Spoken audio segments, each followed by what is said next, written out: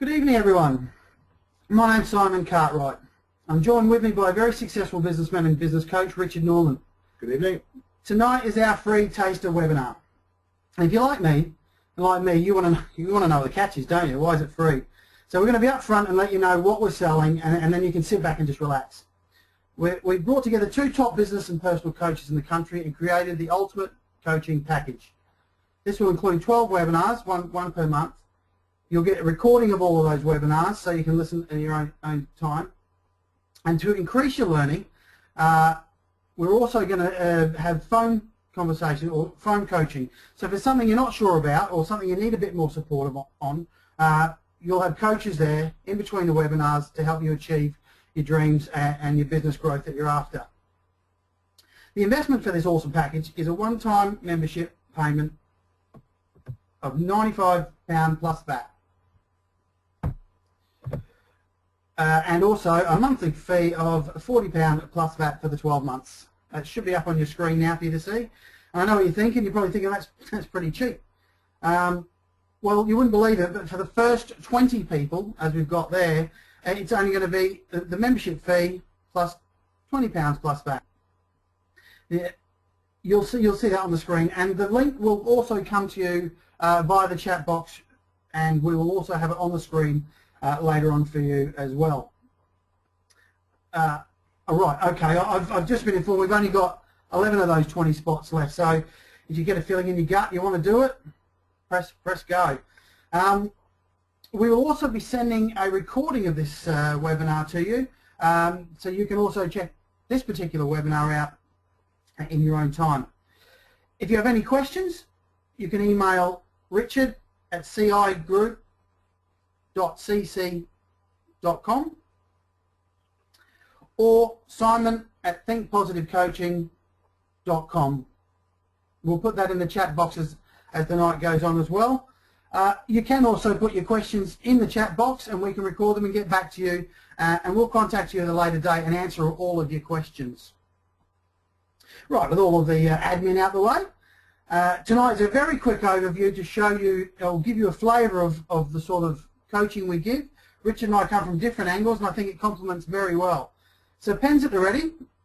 I would suggest you take some notes because this is fantastic information that Richard's got, and it gives me great pleasure to pass you over to Richard Norman.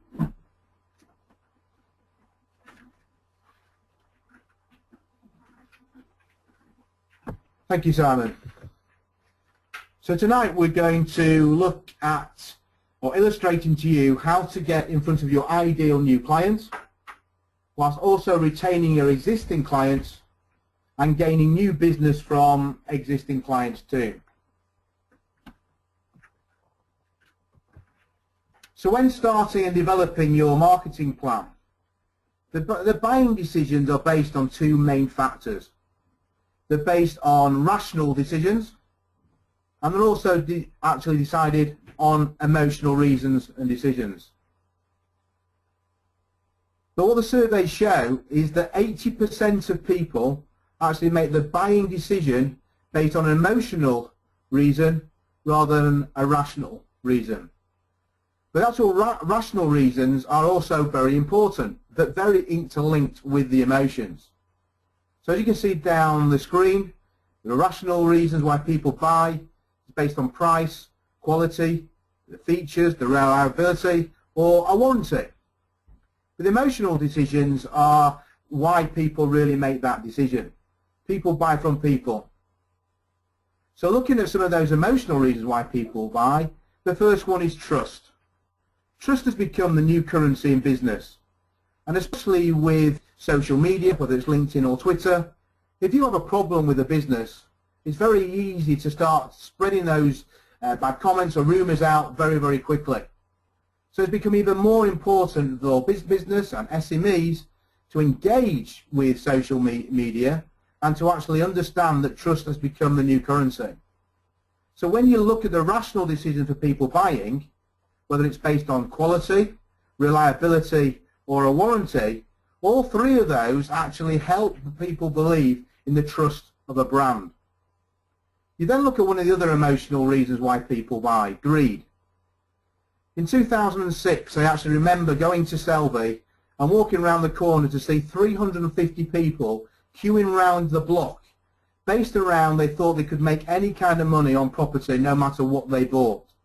People were signing up on that day to actually buy apartments thinking they could make a 20% return straight away. So the emotion that Barrett's were actually breeding at that time was based on greed. You then look at guilt. The third sector are fantastic at using guilt to actually get people to emotionally buy in to their charity. How many times have you been to work, got home, sat there having your dinner with a glass of wine, turn on the television and an advert comes on showing children with nothing at all, no food, no water and crying. The advert lasts for 2 minutes. And that is actually to make you feel guilty and to get you to spend emotionally on their charity. Then think about the people that might use fear as emotion for when they actually start doing their marketing. Think about insurance companies or fire and security companies. They use fear based around the fact that if you're not fully insured, you might lose everything. If you haven't got your fire alarm on, your house might burn down. And they use fear on a constant basis. Then you think about an emotion of being happy. Most of us have probably seen the new John Lewis advert, the Penguin advert. And that's put smiles on people's faces. That's made people feel happy and feel content about using John Lewis. Interestingly enough, even toy penguin sales have actually gone up by 300% on eBay in the last week since the advert started properly. So what I'd like to think about now is what emotions do you use for your marketing? So moving on to what your plan is.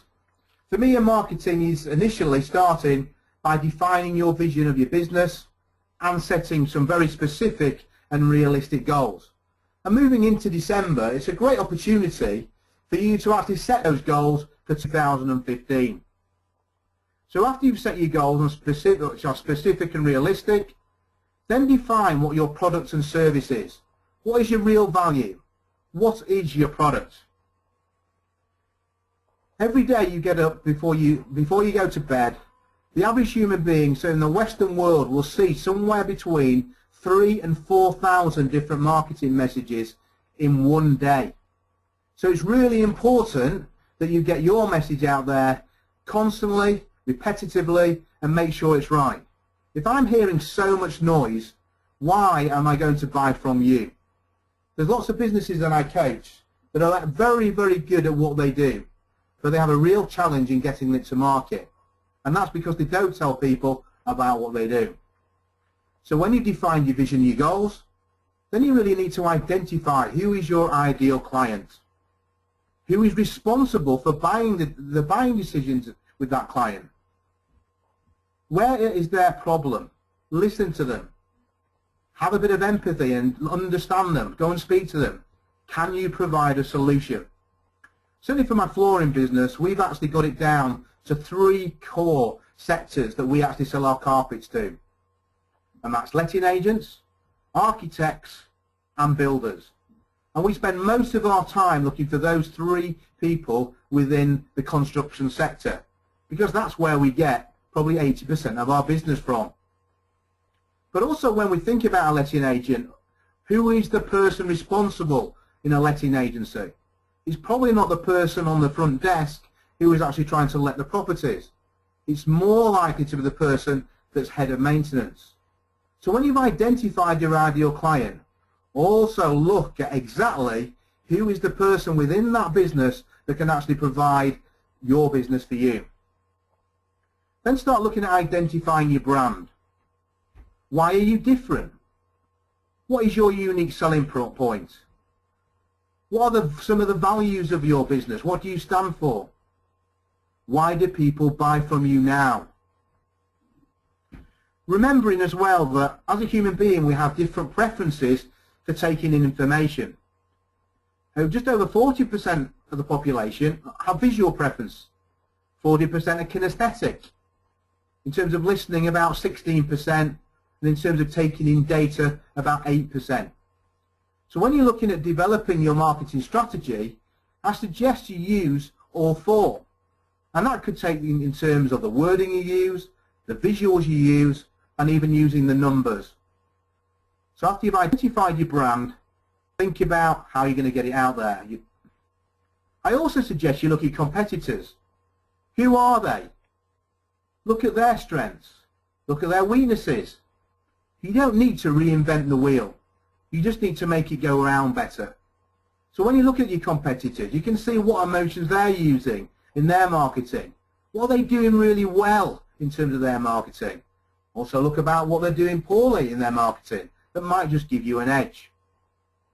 Then you've got to develop your core message. And it's really important that the language you use. Even the language you use, even on things like Twitter and LinkedIn.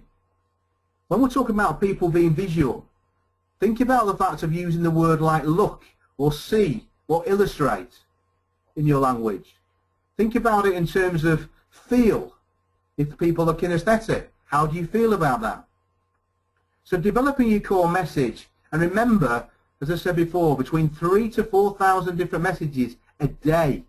So that is really important to get your message around. Also, 60% of people buy on the benefits to them. So what is that your USP? How are you helping them? What is the benefits to them? Then you need to determine your market, your strategy. In terms of how emotions work, for something as a brand to actually get into your subconscious mind, you have to actually take that information in on at least 7 different occasions. But what the psychologists also say is that actually a lot of the time that message goes out, you'll either not see it or just blatantly ignore it. So what a lot of the psychologists say is that really you should be getting that message out on at least 21 occasions for somebody to feel or see your brand and for it to go in their subconscious mind. So they actually think about your brand above anybody else's. So think about what your strategy is. Think about being repetitive. So while you determine your marketing strategy, where will you find your ideal new client? Where do they go? What kind of networking events do they go to? Are they on social media? Do you need to do different marketing for them? Also, what is your budget? And stick to your budget when you've actually decided.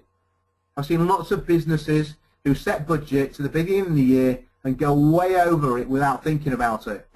And then looking at the end of the year and realizing how much it's actually physically cost to actually get each client.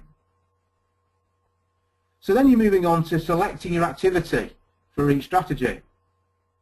And I also suggest that you actually set realistic and specific goals for each activity and be realistic.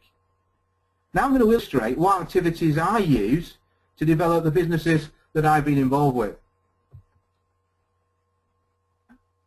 So we use LinkedIn. In terms of using LinkedIn, once again, I would define your strategy. I would join as many groups as are suitable to you. If you're in construction and you're looking for people within construction, look for the groups that are involved in construction. If you're in the hotel industry, there's so many groups out there that you can join.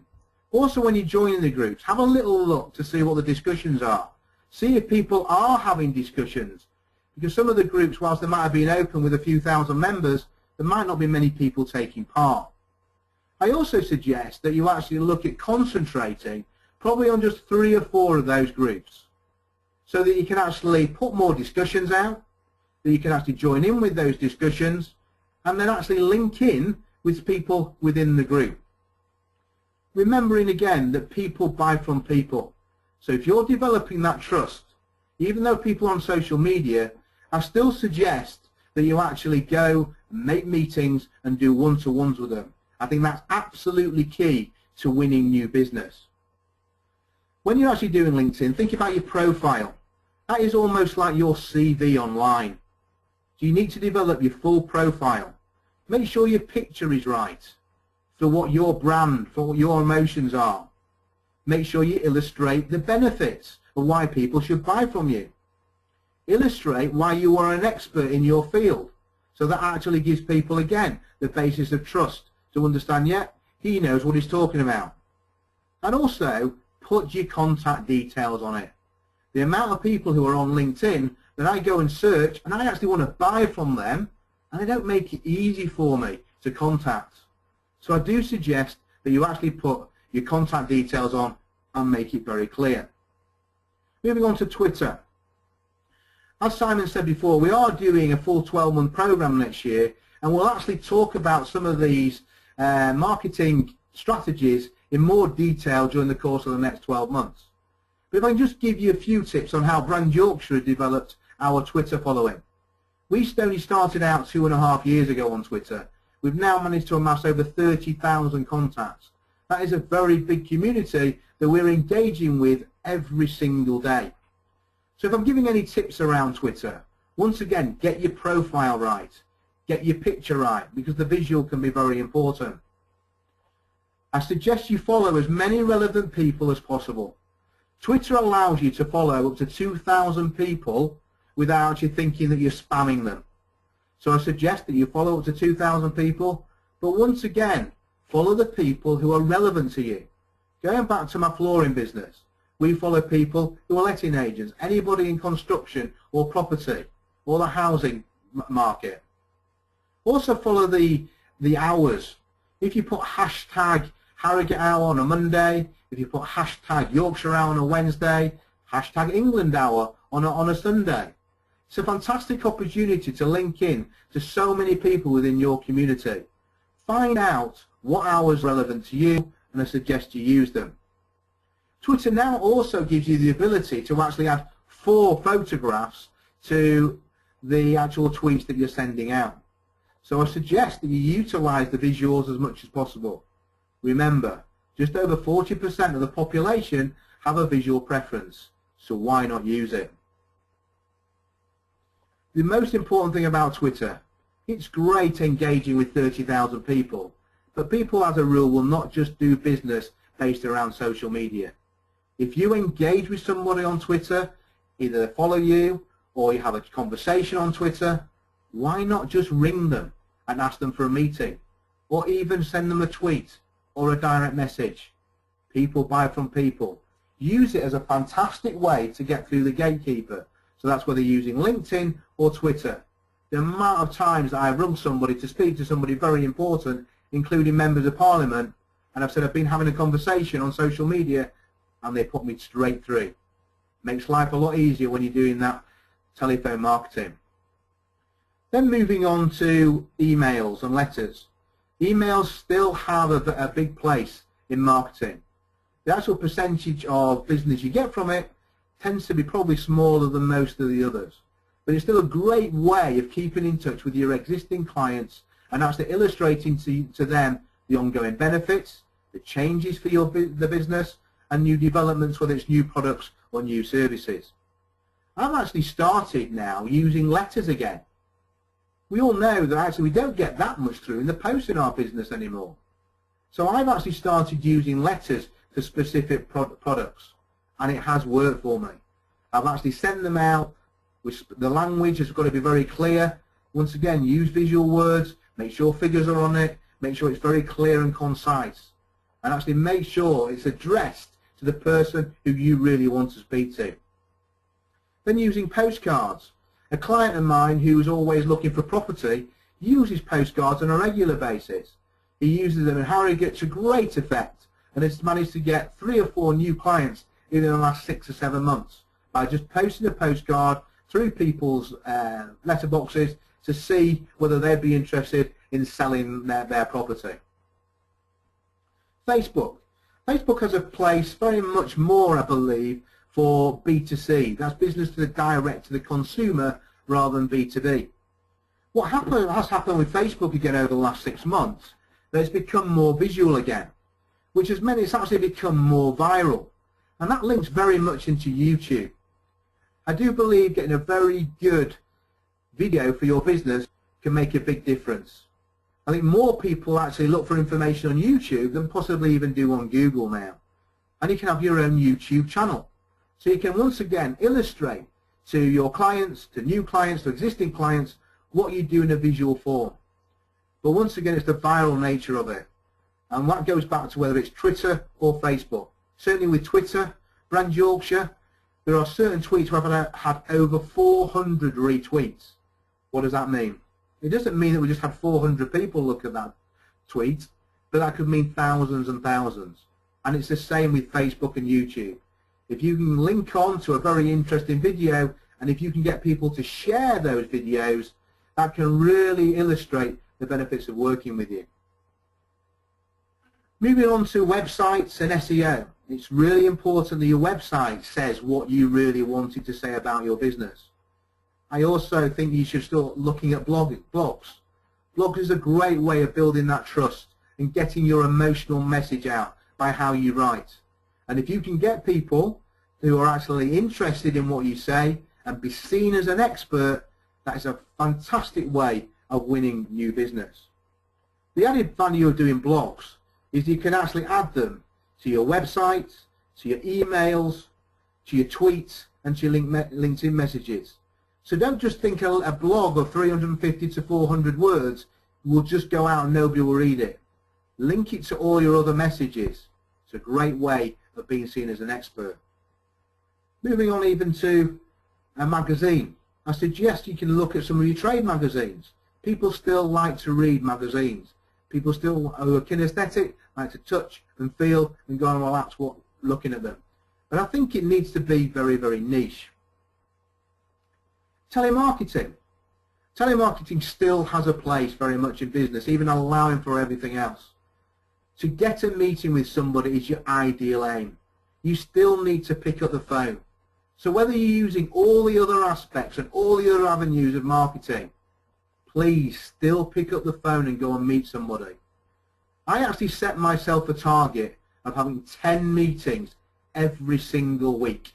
I put that in my default diary to make sure that I do that. When you think about the fact that's 500 meetings in a week with people, to show them exactly what you do and the benefits of working together, that's when you start really winning the business. You can have all the tweets, you can have all the LinkedIn messages, all the emails, but go and meet people. And then if you've met somebody for the second time, after 6 months or 12 months, their business has changed. They know more people. You don't know who somebody else knows. So I think telemarketing and ringing people is one of the, to get meetings is the most important thing. But you can use your LinkedIn contacts or your Twitter followers to make it easier. So it's not pure cold calling. Those people will understand your brand, will trust your brand, and might even know you because you started to build some rapport. Rapport is what it's all about when you get into one-to-ones, and we'll touch on that on another night. Then in terms of the next part of marketing is going to events. So whether it's joining us at a Brand Yorkshire conference, whether it's actually going networking. Remember, people buy from people. They buy on a subconscious way because they like you. They don't always buy from one price. Certainly the products and services I buy very rarely buy on the cheapest product. It's because I like the person, I trust the person, and I trust the product or the service. The other part of networking is it's a great opportunity for you to find people who can go and find business for you. And what I mean by that is actually developing a referral network. So have those one-to-ones that are key. Actually find those people that who know other people in your trade. So once again, if we're looking at my flooring business, I actually want people in the construction sector who I can meet on a regular basis who will talk about our flooring, who will actually sell there and actually give us a benefit of passing referrals. So you selected your activity for each strategy. You now need to look at taking action. It's very, very easy to actually develop your activities list but not actually do anything with it. So you need to take action. You need to go networking. You need to go networking regularly. You need to look at doing your telephone calls regularly, or your Twitter, or your LinkedIn. So when I say about take action, I suggest you put into a default diary all the activities you're going to do and give yourself time every week to actually do those strategies. And that will get the most benefit from each one. So actually then you start to create your sales tools, whether it's your emails, your tweets, your messages. Remember those learning preferences. Remember to be repetitive. Remember to actually think about the emotions that you want your customer to think about you. People buy from people. And remember, when you're creating your tools, ask for the meeting. If you don't ask, you don't get. Still, the majority of business, especially big business, is B2B, is done face-to-face. So when you've created your sales tools, you then execute, track and measure your results and constantly monitor. Every week or every month, have a look what you're getting from each strategy. So you build up an information block of what's really working for you, because what might work in one sector might not necessarily completely work in another, or you might find benefits in using something different. So I suggest you actually, as I say, execute. So you're actually taking the action, you're creating the sales tools, and then do it. Take action and measure results. And certainly over a 3-month period, and then after a 12-month period, when this time next year, when you're planning for 2016, then actually then you'll be able to see exactly where you've got your new business from. And that's where you can spend your budget, and probably just as importantly, your time. Why people think that spending time on Twitter or LinkedIn is free? It's not. Your time is the most expensive commodity that you have. So it's really important you measure the results and see exactly where you're getting your business from. So that's just a very, very brief outline in terms of where I think that you can use marketing and emotional intelligence and some of the strategies that I've developed to develop 4 or 5 successful businesses. If you've got any more questions about what I've just said, then please feel free to email me at richard@cigroup.cc, or you can put them into the box actually just now, which is showing you on the screen, and we will promise to come back to you certainly by Wednesday evening. Or if you feel more like you would like to speak to me in person, then please give me a call at any time on 07748 117979, and we can arrange to have a conversation. Thank you very much for listening. I'm now going to introduce you back to Simon Cartwright, who will illustrate how to program the mind for success. Thank you. Simon. Thanks, Richard. I did say it was going to be awesome information, didn't I? That was some fantastic stuff there.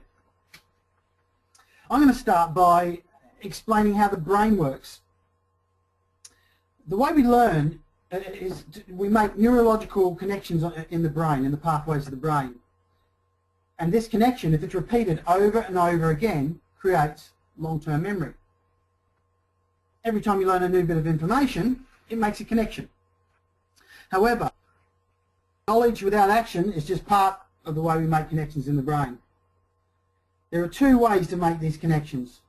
The first way is information or philosophy. You read or you listen to something repeatedly over and over, and it becomes a long-term memory. But basically you're studying someone else's experience, aren't you? That's philosophy, right? The second and most effective way of making connections in our brain is by our own experiences. As Richard said, take action. Experience is what enriches the brain. And from there, the end product of our experience are called emotions and feelings. So if the end result is emotions, and we feel the same emotions every day when we wake up, what's that telling you about your life? You're not making any new experiences. You're not taking any new actions. You're not enriching your brain. If we keep putting our attention on those experiences, we will keep getting the future that we've already had in the past. And that's not really what we want, is it? That's not what we're sitting here on at a recording on a Monday night. You see, we're addicted to emotions and feelings. And most people are living on their past addictions, good or bad. So if you're just listening to us and not going out there and experiencing and taking actions from what we're saying, you're only getting part of the memory. The real long-term memory comes from taking action on what you've learned. For example, say you've never ridden a push bike before, and I gave you a big thick book and said, read this book and I'm going to test you in a couple of weeks on how to ride a bicycle. and it talks about pedaling. It talks about this mystical thing called balance. It will say things like how to change gears and all that sort of stuff, and you'd read over and over and over, and I'm sure you'd get some sort of short-term memory in there, and I could test you, and you'd have some sort of an idea theoretically on how a bike works, right? Real experience, real learning is what comes from emotions. I mean, you'll remember where you were on 9/11, don't you? Yeah, of course you do. You remember the feelings you had. You remember the emotions that were involved. So going back to our example on learning to ride a bicycle, let's say now you took that theory that you'd learned and you hopped on a push bike and started to pedal. And after a while you hit a curb, fell off, skinned your knee. Are you gaining more experience from riding that bike? Then you dust yourself off, you start to pedal again. Before long you get a flat tyre. You skin your knuckles while you're changing the tyre. Is this helping you make new connections in your brain? Of course it is. So you hop back on the bike and you start to pedal up a hill, and for all of us that have ridden the push bike, we know what that burning sensation is in our thighs as we're getting up. We're not sure we're going to be able to make it, and our lungs are burning. You get to the top of the hill, you roll down the other side and the wind's in your hair, you've got tears streaming from your eyes, you're feeling like you've forgotten the pain, you start to pedal so fast that your chain falls off. And while you're changing your chain, you get oil all over your hands, and then you get an itchy nose. And you rub yourself on the nose, and you get oil underneath your nose, above your lip. And you get that smell, that oil smell. You know the one. Do you think this is you're now using all your senses, you're now emotionalizing the experience? Are you getting to know more about what it's like to riding a bike? Do you think you've engaged all your emotions and feelings now? You get more from doing it, don't you, than what you would reading a book. Of course you do. And to be honest, it's long-term memory then. Once you've emotionalized it, you're less likely to forget it. You know the saying, it's as easy as riding a bike. In theory, it's as easy as riding a bike once you've ridden a bike. So the point I'm making here is if you just take this knowledge that we're giving without taking any action to get some experience, you're only learning part of the equation. You'll probably notice as I'm talking, I tend to repeat myself a few times. Now, I'm not going mad. I'm doing this on purpose, believe it or not. I mean, think about how you train your pets, how you train animals, how you teach your children. It's the same way, isn't it? Repetition, repetition, repetition. So doesn't it make sense to train ourselves the same way? The more you read and the more you take action, the more you'll imprint on your long-term memory. You'll make connections in the brain that we talked about earlier that will never go away. It's like when we learned our times tables at school, isn't it? How many times do we go over and over and over? And sometimes you even got to sing the times tables if that works. And if I was to ask you what's 12 times 12, well, straight away you'd come up with, well, it's 144. Because it's been put there. But if I was to say, what's 13 times 7, yeah, I'm sure you'd figure it out, but it wouldn't be automatic, would it? You'd have to work it all out, using your fingers and your toes and whatever, because you haven't had that imprinted with repetition into your memory. I mean, if someone said, what, 7 times 7, you wouldn't doubt it, would you? You know it's 49. You wouldn't just suddenly go, oh, hang on a minute, I'll just check the calculator. It might have changed to 48. We've all had it imprinted in our long-term memory. And repetition is the only way to make long-term connections in the brain. That's how an athlete becomes good at running, or a tennis player becomes good at tennis. They just hit more tennis balls over and over. It's repetition, repetition, repetition. And getting successful in business is no different. It's not exciting. It's just doing the same thing over and over and over once you find that successful formula. So from what I was saying earlier, what are the two ways we create imprinting in our brains? Knowledge and taking action. And as I said, we just keep repeating them.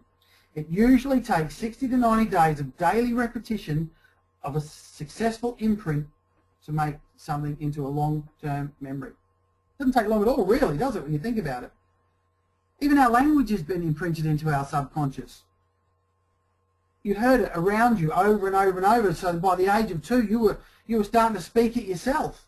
And if you've learned a second language and you go back to or you start speaking to someone who speaks that language, it just comes from nowhere, doesn't it? And you just start fluently speaking it. It's embedded into your subconscious, into your long-term memory. The richness of life is experience, and knowledge is the precursor to that experience. So if we take knowledge and we personalise it, we set ourselves up for new experiences, don't we? In fact, isn't that the whole reason we're here? The whole reason we're alive? That is to learn something new, modify it in our behaviour, and produce a new outcome. That's evolution. So overcome your fears, learn something new. It's what you were born to do. The more you do it, the better you're going to get at it, just like everything else.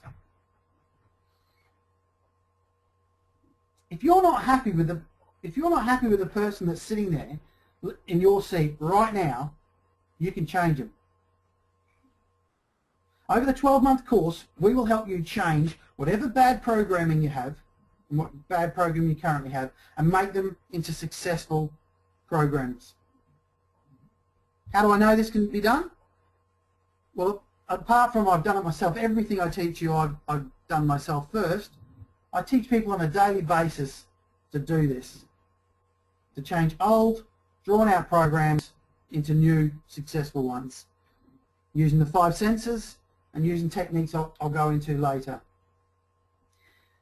You see, the brain processes 4 billion bits of information every second.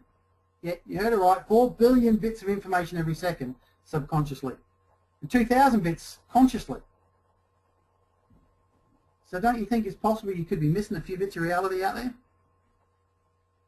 That's how 2 people can look at exactly the same situation and see a different outcome. It depends on what their reality, what they're learning, what their beliefs and behaviours say is the way. You see, science used to say our brains were hardwired. That was it. What you are, you are. You're going to be born a certain way, and then you're going to turn out just like your parents. Now they're saying, oops, we've made a slight mistake. Yes, certain parts of the brains are hardwired, like how you know to turn your head a certain way when you hear a loud noise. But the rest of them, it's like spaghetti. It's flexible, absorbent, full of life. You see, we were all born unique, one of a kind, invaluable. We're all born a blank canvas. You would have got specific traits from your parents. And by the way, those traits that they taught you, they were just their learned experiences. They were just stuff that they've learned along their way.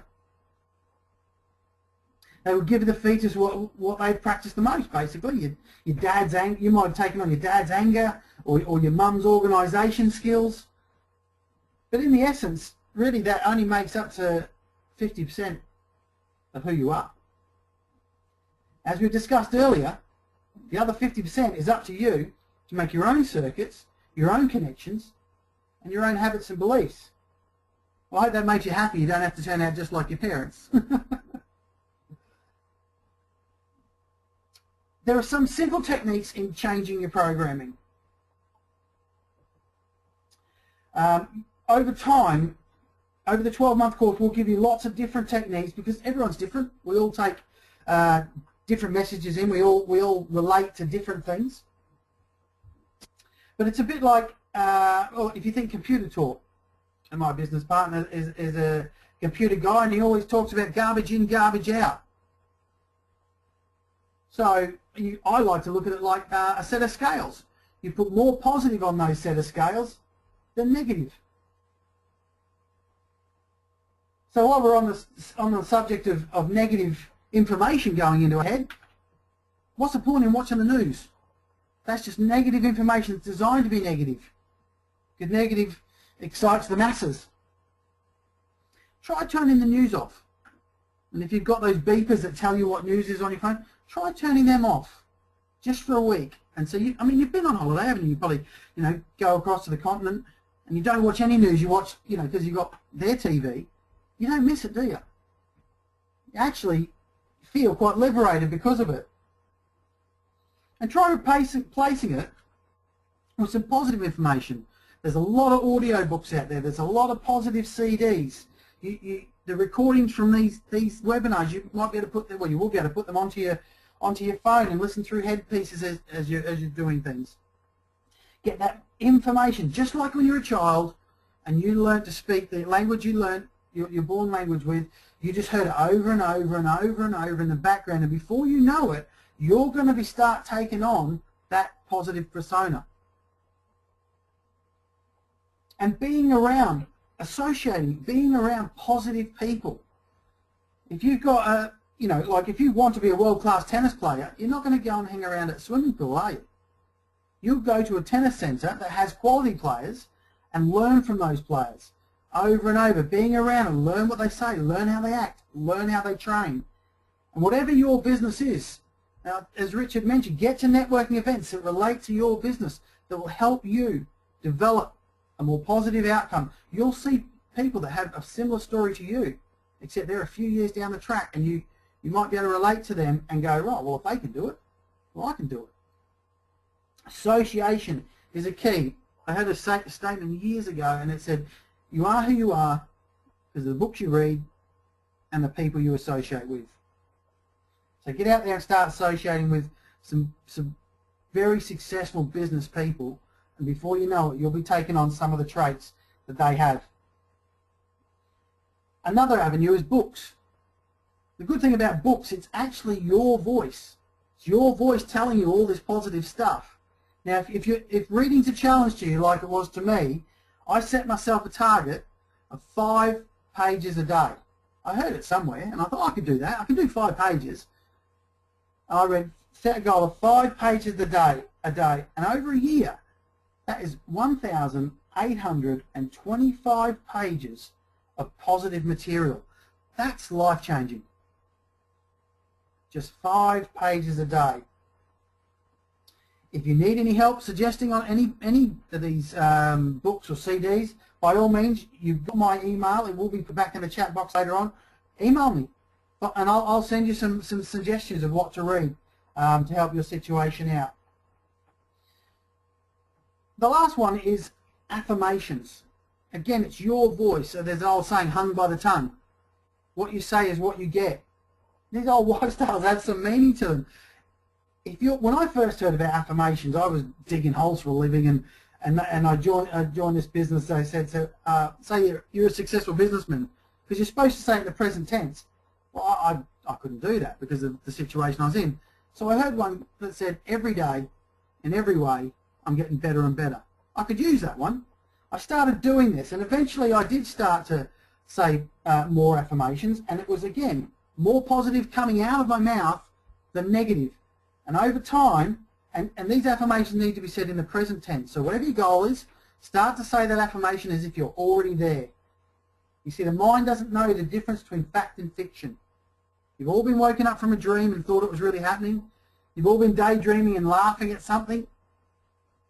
So you know the mind doesn't know the difference between fact and fiction. And if you're visualizing and saying these affirmations as if it's already happened, before you know it, your mind will actually believe that and start to make it happen and start to change things around. And this change can happen quicker than you think. Reprogram. It is possible and it is quick. You see, if you studied physics and you took away all the skin and bones, you would see we are just energy. Pure positive energy. And this energy, it has a vibration to it. And depending on what you're vibrating, it's like you're just a big magnet, really. And depending on what you're vibrating, it's depending on what you're getting back. So, if you stub your toe in the morning and you start moaning, and then, have you noticed, and you get into woke up on the wrong side of the bed. If you've woken up on that side of the bed, whatever that really means, but yeah, if you've woken up quite negative, have you noticed you get every red light, everything happens, you know, you drop your lunch in the mud, it all starts to spiral out of control. You have the ability, and we'll teach you these techniques over the 12-month course, how to, in that moment, completely change your day from being a negative one to a positive one, and how to get your vibrations up to a positive vibrational level. So when you do have your networking meetings, when you do meet someone, as Richard said, people buy from someone they like. It's a subconscious. It's a subconscious level. They don't know why. It's no logic to it. They just go, I really like that person. He also said really buy from people. So if you've got your vibration level up, that you will attract. They'll just say, look, I really like that guy. Have you ever had that when you met someone for the first time? Thought, oh, I don't know about them. They might have been happy and smiley people, but on a subconscious level, you could just tell, because these vibrations, it's proven, these vibrations can be felt up to 10 feet away. So it doesn't matter what you're saying to the person. If you feel rubbish inside and you just want to go home and you're feeling like real misery, they can feel that on a subconscious level. So when you are going to these networking meetings, we will teach you some techniques to get your vibrations up. But one simple one is, just before you go in, just clap your hands quite a bit, or if you can't do that, just jump up and down on the spot and just get your vibrations up. You can stand in the old Wonder Woman pose, the old power pose. Again, that's proven for a few minutes to change your physiology and state of mind to be a lot more positive, because you can't change a bad first impression. Some people give you a second go, but most people, if your first impression's a shocker, that's all they're going to remember of you. So get your vibrations up, and we'll be able to help with that. So that's the good news. Wherever you are right now, if you're not happy with it, it is possible to change. There's many experiences on how to do that. So what we've been talking about tonight is just really the tip of the iceberg. Take on board what we've got, listen to the recording, and just think, if you want to get what we've talked about, and we will get that ingrained into you, get that into your programming, get that into your beliefs, so your business is achieving the so-called impossible. Rich and I are going to help you take your business to the level that maybe you don't even think is possible at the moment. Over that 12 months, you'll be given the tools and the support to change your life forever. And we really look forward to hearing all the success stories. That's our goal, is to get as many success stories from this 12-month course as possible. So that's me for now, folks. All I'm going to do now is pass you over to Richard just to wrap up. It's been a pleasure talking to you, and yeah, we look forward to hearing more from you in the future. See you later.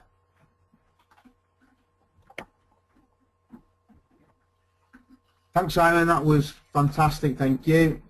Just in terms of moving forward, I really hope that you've enjoyed the taster session. This is just part of what we're going to deliver over the next 12 months. We hope that you're going to join us for our full 2015 program. We'll send everybody out the information about what's going to be on.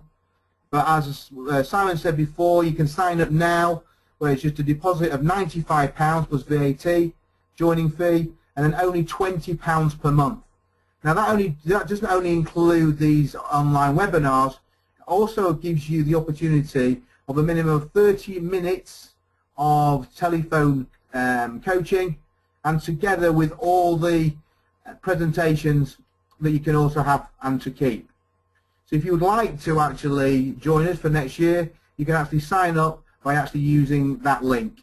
If you've got any more questions, as I said before, do not hesitate to get in touch and give us a call on 07748 117979, or email me directly at richard@cigroup.cc. Thank you again, and we look forward to hearing from you soon. Good evening.